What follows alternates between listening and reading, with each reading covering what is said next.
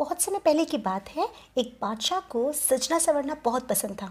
उसे नए कपड़े पहनना बड़ा अच्छा लगता था। वह अपने राज्य कोष का काफ़ी धन और समय उन कपड़ों पर ही बर्बाद कर दिया करता था। उसे अपनी प्रजा और सेना की कोई परवाह नहीं थी। वह नई पोशाकें पहनकर शीशे के सामने खड़ा हो जाता था और फिर सिर्फ अपनी तारीफ़ें ही तारीफ़ें सुनता रहता था। दूर दूर से लोग राजधानी की सुंदरता देखने आते थे। एक दिन जुलाहों का एक जोड़ा भी वहाँ आया। उनका दावा था कि वो बहुत ही खास तरह के जुलाहे हैं। वे सुंदर रंगों और नमूनों वाले कपड़े तो बनाते ही हैं, उनके काम की एक खूबी और भी है। वो यह है कि उनके द्वारा बनाए गए कपड़े केवल चतुर लोगों को ही दिखाई देते हैं। मूर्खों और बुद्धिहीनों को वे कपड़े बिल्कुल नहीं दिखाई देते।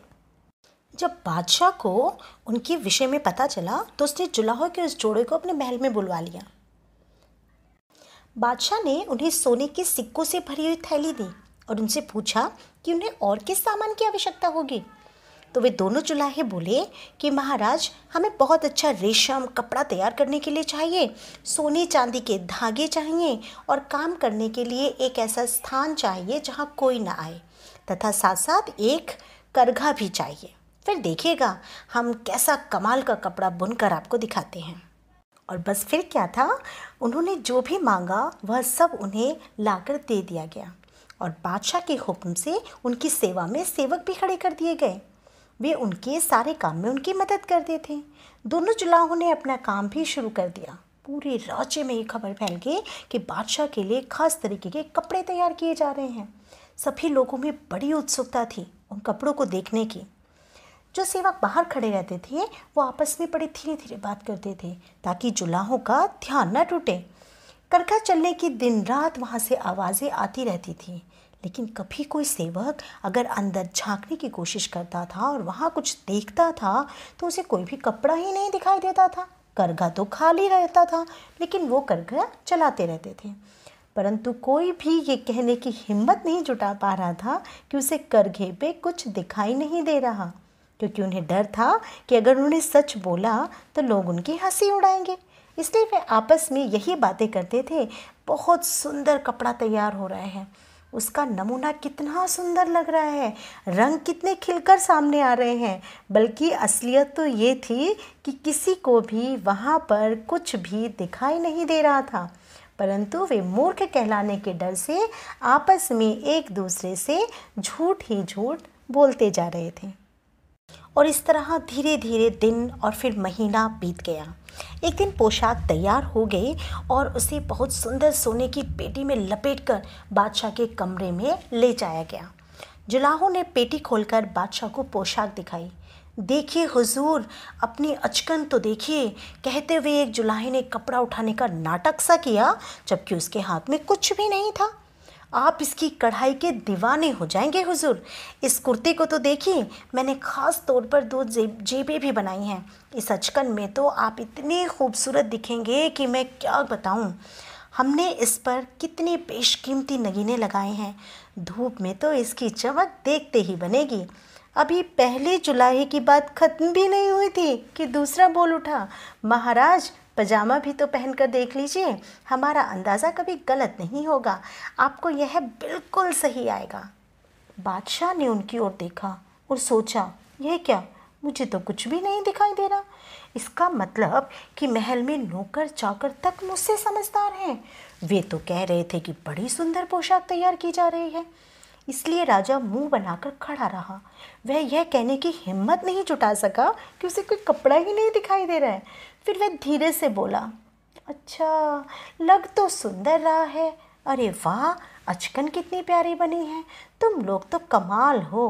राजा शीशे के सामने खड़ा हो गया। वे उसे पोशाक पहनाने लगे। उन्होंने उसे पाजामा, कुर्ता, अचकन सब पहना दिया। फिर वे बादशाह के आसपास घूमकर उसकी सुंदरता की तारीफ करने लगे। बादशाह ने उन्हें सोने के सिक्कों से भरी एक और थैली दी और कहा कि आज के बाद वे शाही जुलाहे कहलाएंगे। उन दोनों ने झुककर सलाम किया और जाने की तैयारी करने लगे। तभी बादशाह ने खुद को शीशे में देखा। ये क्या, उसे अब भी कुछ समझ नहीं आ रहा था।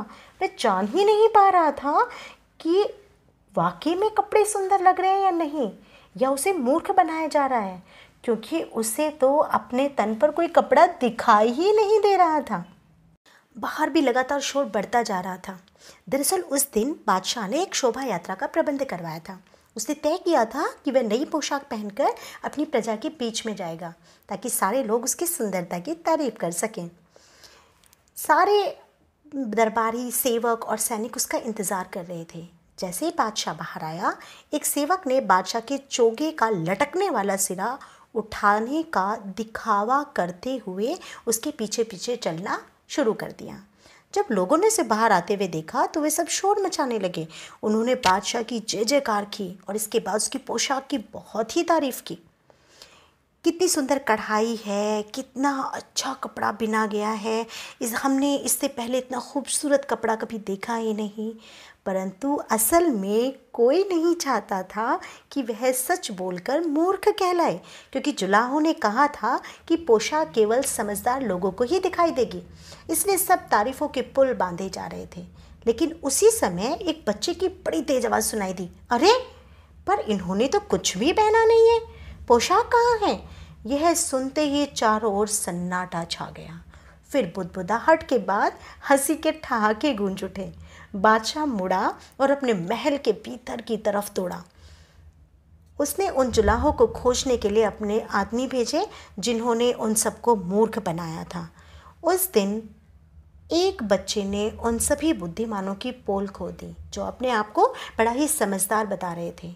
असल में तो उनमें से प्रत्येक व्यक्ति अपने आप को मूर्ख कहलाने के डर से बचने के लिए ही तो झूठ बोल रहा था।